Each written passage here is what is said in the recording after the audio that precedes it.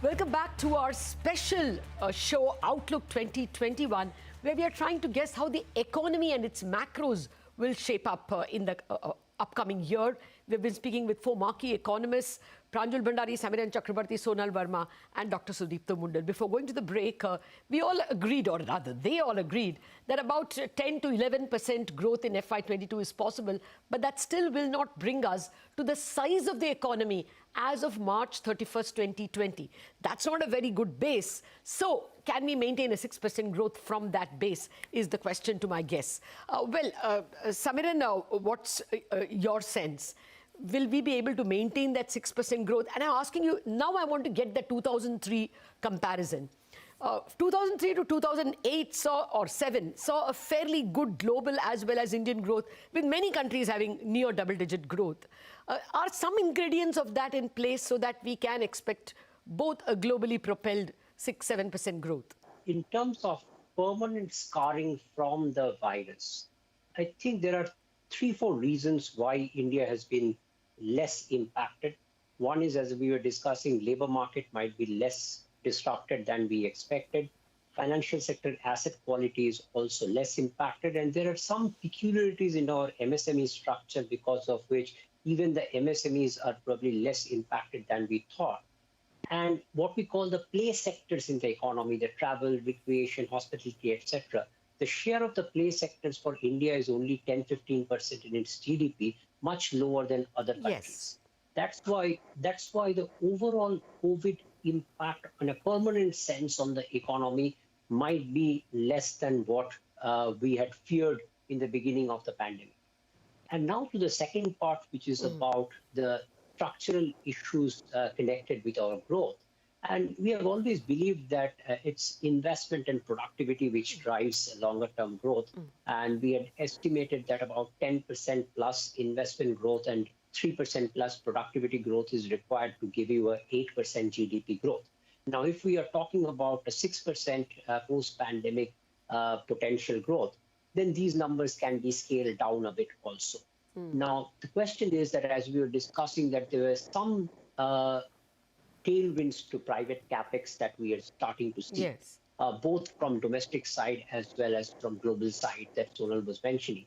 So if those two tailwinds can drive your private capex and you get about 8 to 10% investment growth on a sustained basis, and if the government is able to continue with the kind of structural reforms that have been initiated now, then maybe even the productivity growth reaches closer to that 3% mark. Then it's not inconceivable to believe that 6% potential growth can be maintained even in the post-pandemic world. Samira, you yourself point out in your analysis that private final consumption expenditure had fallen to a low of 5.3 in FY20 itself, before the pandemic. So we were already seeing a slowing down of the pace of consumption. So, Dr. Mundal, that point, can consumption be scarred to the extent that we may be already in a situation where growth cannot go at 6%, it's more likely 5%?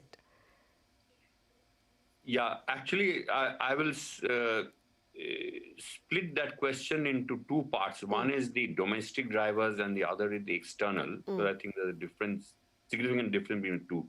As far as the domestic one is concerned, as you just pointed out, we were already, gliding down to lower and lower growth rates even before the pandemic hit. The pandemic having hit, now we are in a boosting effect period. You're getting a very strong return. You will see this. This is, of course, in a quarterly basis, but in an annual basis also, as we are all saying, we are going to see a rapid, high growth of 10-11% next year. But once we have caught up with the 1920 output level, in other words, this boosting effect is over, I think you're going to see much shallower growth. Okay. No, my fear also is that the government strategy via PLI is trying to lean on manufacturing, which per se is not a great employment generator. So will that also crimp aggregate demand if you're not going to create enough jobs? Yeah, I know a lot of announcements have been made and there's an announcement effect, but in terms of real action on the ground, I frankly don't expect a Much. great deal from these reform announcements. But unless those actually become very effective, the domestic drivers are not going to get us to 6%, certainly not beyond. If anything, will be lower than that 5.8% trend growth rate, which we were getting before the pandemic hit. Okay. However, that's the second part I was mentioning. It depends a lot on what happens globally. Okay. If there really is a global upsurge of growth, that could actually drive our exports and export-led growth in India beyond 6%. So my answer to you is very contingent. Nature of uncertainty is such that we cannot give sort of very firm answers. It is contingent on what happens to the global scenario. But I don't expect the domestic, drivers like reform and so on to get us across the 6% mark. Okay. Well, in the medium term. Got that, sir. Sonal, I'm going to give you only 10 seconds to answer. What is your, guess on potential growth, whether we will maintain a 6% plus growth beyond FY22? The bigger question I want is the other macros on FY22, in FY21. Are you expecting in calendar 21 inflation and therefore any monetary space? Sure, Lata. I mean, in terms of the potential growth, I think on average about 6% over the next 3 years, if that's the definition of medium term, I think is doable. Like pre-pandemic, we were actually doing closer to 6.5% to 7%. So if there isn't a big global shock, I think even assuming that the pandemic leads to a further slowdown in potential growth, which I think will happen because of the balance sheet effects, that still should ensure 6% on average for the next 3 years. On average, we are expecting inflation to be lower. So about 4.8% versus, I think, close to 6.8% in 2020. But I think the drivers of inflation are clearly changing.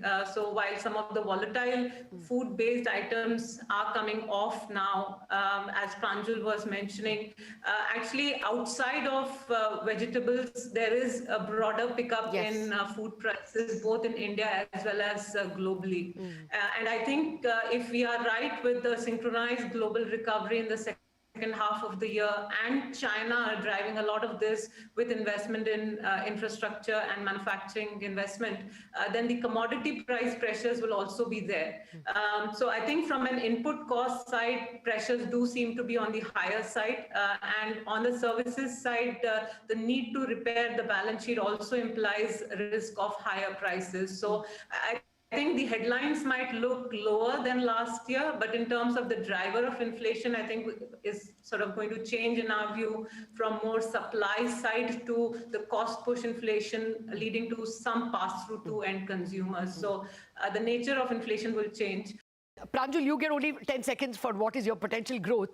More importantly, do you think we have to worry about the currency at all? Do you think that worry is gone for good, at least for the next 2-3 years?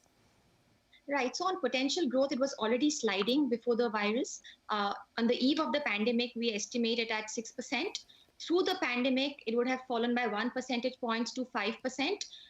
In our view, led by two things. One is stress in the banking sector, which is not completely visible now, but will be over the next couple of years, as has happened in previous crises as well. And second is the rise in inequality. Having said that, with all the reforms that the government is trying to do, this 5% number can be lifted back up if the reforms are properly implemented. Okay.